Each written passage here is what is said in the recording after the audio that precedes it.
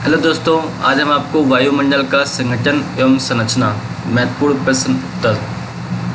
कुछ क्वेश्चंस अति लघु हैं और कुछ लघु उत्तरी हैं, वन लाइनर हैं और कुछ लाइनर्स हैं, बड़े बड़े हैं। क्या देखते हैं, चलिए तैयार रहिए फटाफट क्लासेस में।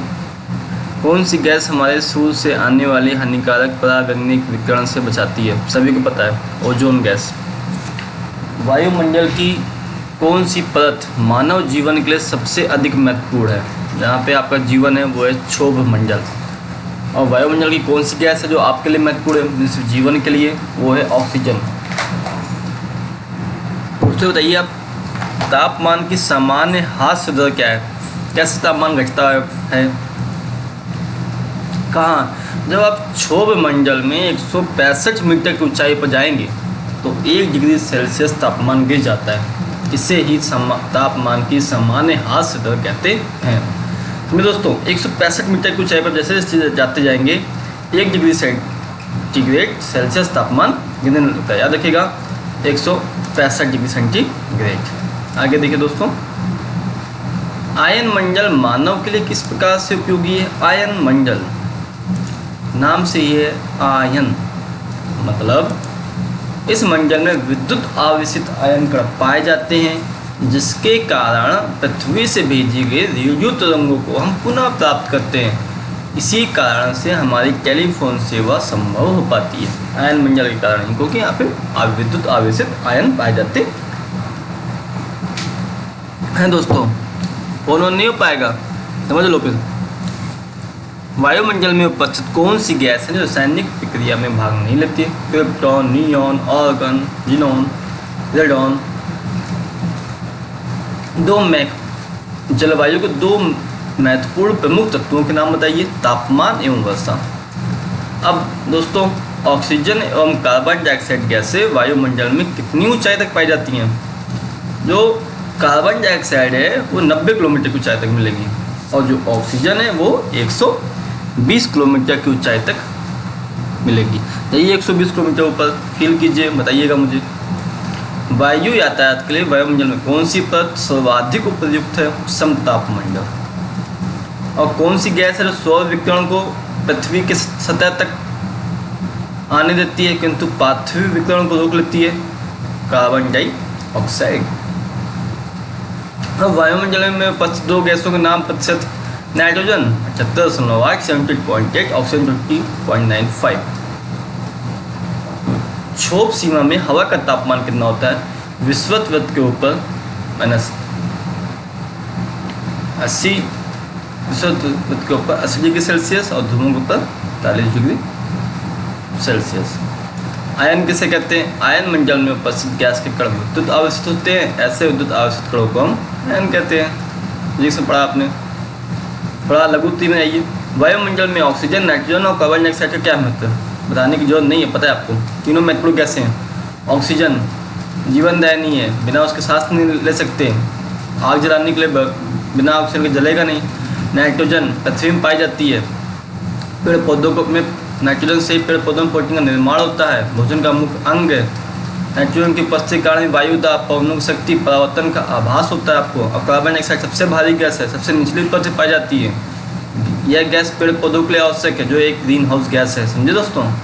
क्षोभ मंडल को जीवनदायिनी परत क्यों कहते हैं? क्यों कहते हैं दोस्तों? सब कुछ यही होता है। जीव तैरने के समस्त दशाएं अनुकूलन इसी परत में होती हैं। वायु का चलना, वर्षा का होना, बिजली का चमकना, बादलों का बनना, मौसम संबंधी घटनाएं इसी परत में होती है। धूल के कणों क्या महत्व है दोस्तों वायुमंडल में?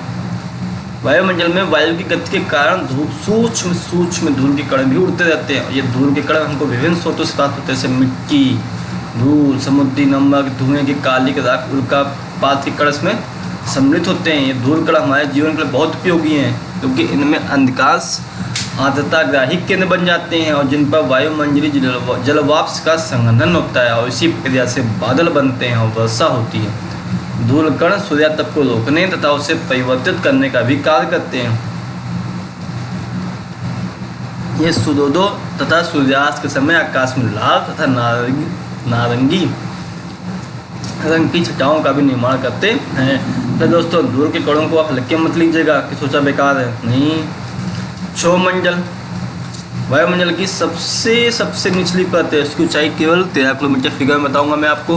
भूमध्य रेखा पर 18 किलोमीटर, ध्रुवों पर 8 किलोमीटर है। और भूमध्य रेखा पर क्षोभमंडल की ऊंचाई अधिक होने के कारण वहाँ पर चलने वाली संवहन धाराएं हैं जो ऊष्मा को पर्याप्त ऊंचाई तक ले जाती हैं। यही कारण है दोस्तों कि क्षोभमंडल की ऊंचाई शीत ऋतु की अपेक्षा ग्रीष्म ऋतु में अधिक होती है। इसे ही संवहन क्षेत्र कहते हैं।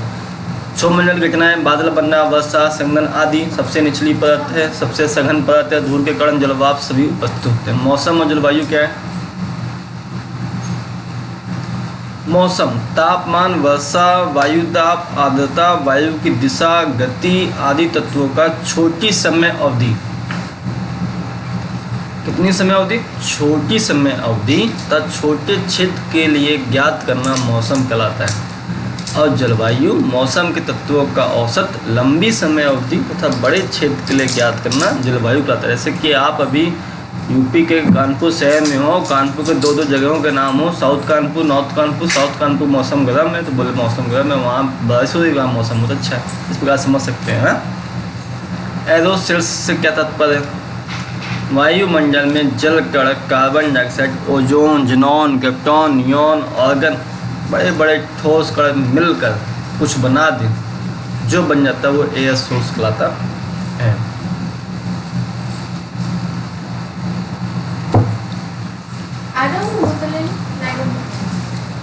वायुमंडल में संगठन के संक्षेप में व्याख्या कीजिए। गैसें हैं, जलवाष्प हैं, धूल के कण हैं, समझा चुके हैं हम आपको। जलवाष्प से काम देखिए। वायुमंडल में जलवाष्प की मात्रा जलवायु पर निर्भर करती है और जलवाष्प सूर्य तप का कुछ भाग सोखती है और पृथ्वी से उत्सर्जित ताप को भी ग्रहण करती है। इस तरह यह पृथ्वी को अधिक गर्म एवं अधिक ठंडी होने से बचाती है। धूल कण आर्द्रता को ग्रहण करने के लिए केंद्रक का कार्य करते हैं, आपके बादलों का निर्माण करते हैं। फिगर में देख लीजिए आप। नाइट्रोजन 78, ऑक्सीजन 21, 8 टेक्नोन बचा हुआ 1% ये अन्य है। नाइट्रोजन आपके पेड़ पौधों के लिए प्रोटीन निर्माण में बहुत ज़्यादा सहायक है, भोजन का प्रमुख अंग है। कार्बन डाइऑक्साइड पता ही आपको निचली परत से पाई जाती है, पेड़ पौधों के लिए आवश्यक है। ओजोन अधिक ऊंचाइयों पर अति न्यून मात्रा में मिलती है, सूर्य से आने वाली पराबैंगनी विकिरण को अवशोषित कर लेती है। अब आप क्षोभमंडल देखिए, समताप मंडल, मध्य मंडल, आयन मंडल और ब्रह्ममंडल। फिगर में देख लेते हैं। सबसे ऊपर परत ब्रह्ममंडल की है, जैवमंडल, समताप मंडल देख रहे हैं आप, मध्य मंडल, आयन मंडल और ब्रह्ममंडल। जैवमंडल जहाँ सभी कुछ आप लोग रह रहे हैं, मैं रह रहा हूँ। एवरेज शिखर आपको दिखाई पड़ रहा है ना, यहाँ पे फिगर में देखिए। उल्काएँ क्षोभमंडल में देखिए। अब शायद सभी मौसम संबंधी घटनाएं क्षोभमंडल में है। समताप मंडल देखिए आप, उल्काएँ देख रहे हैं यहाँ पे, समताप मंडल। मध्य मंडल में भी हैं। आयन मंडल में देखिए रेडियो तरंगें कैसे यहाँ पे जा रही हैं और प्रयुक्त हो क्या रही, सभी जितने भी तरंगें हैं वो आयन मंडल में रहती हैं, क्योंकि यहाँ पे नामी आयन है, यहाँ पे विद्युत आवेशित कण फ्लो करते रहते हैं, बहते रहते हैं। और इसके ऊपर जो मंडल चला जाएगा वो क्या है? ब्रह्ममंडल। मतलब आयन मंडल के ऊपर वायुमंडल की सबसे ऊपरी परत क्या है? ब्रह्ममंडल है। यहाँ वायु बहुत ही विरल है, मीन्स धीमे धीमे अंतरिक्ष में ही आप पहुँच गए, क्योंकि यहाँ दे रहा है 400 किलोमीटर के ऊपर और तापमान आप देख रहे हैं यहाँ पे 1000 डिग्री सेंटीग्रेड से भी अधिक है। क्योंकि मैंने बताया था आपको 165 मीटर की ऊंचाई पर जैसे जैसे बढ़ते जाएंगे 1 डिग्री सेंटीग्रेड तापमान बढ़ता जाएगा। गिरने पे भी है, अब देखिए अभी 165 डिग्री सेंटीग्रेड नीचे जाएंगे। आगे देखिए आयन मंडल बोल दिया उन्होंने 100 किलोमीटर से 400 किलोमीटर तक। भाई इन्होंने 80 किलोमीटर 80 से 100, तो 100 से 400 के बीच में क्या हो गया? आयन मंडल। देखें फिगर में आप, विद्युत आवेशित कण हैं, रेडियो तरंगें प्रवर्तित करके पृथ्वी पर भेजते हैं। आपका टेलीफोन वहीं से चालू रहता है। मध्य मंडल देखें 50 से 90। इस परत में ऊंचाई के साथ तापमान में गिरावट आती है। देखिए 50 से 90 में देखिए समताप मंडल 50 किलोमीटर तक विस्तृत है। निचले भाग में 20 किलोमीटर की ऊंचाई तक तापमान में कोई परिवर्तन नहीं आता।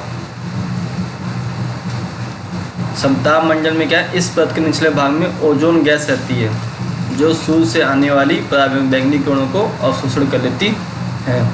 क्षोमंडल दशा बता चुके हैं, निचली परत है। औसत ऊंचाई इसकी क्या है, 13 किलोमीटर। सभी जगह अलग अलग रहती है। भूमध्य रेखा पर 18 किलोमीटर, ध्रुवों पर 8 किलोमीटर। ऋतु और मौसम संबंधी घटनाएं क्षोमंडल में ही होती हैं। जलवायु और मौसम के प्रमुख तत्व तापमान, दाब, पवन, आर्द्रता और वर्षण, जो आपको पता है। हाँ, मेन इम्पोर्टेंट चीज़ देखिए, जलवायु के तत्व स्थान स्थान पर भिन्न होते हैं। इन्हें जलवायु नियंत्रक प्रभावित करते हैं। अब जलवायु नियंत्रक क्या है ये समझना है आपको। अक्षांश तथा सूर्य, स्थल तथा जल का वितरण, उच्च तथा निम्न वायुदाब पेटियाँ, पवन, ऊंचाई, पर्वतीय बाधाएं, महासागरीय जलधाराएं एवं विभिन्न प्रकार के तूफान। आपको हम आने वाले चैप्टर में बताएंगे सभी प्रकार के तूफान। तूफान का नाम कैसे दिया जाता है। अभी जितने तूफान हाल फिलहाल आए थे मई के महीने में, उसका नाम किस देश ने दिया, आगे वाले वीडियो में हम चर्चा करेंगे। अभी हुदूद आया, कई प्रकार के है। कहते हैं पृथ्वी के धरातल पर तापमान के वितरण को प्रभावित करने वाले कारकों का वर्णन कीजिए।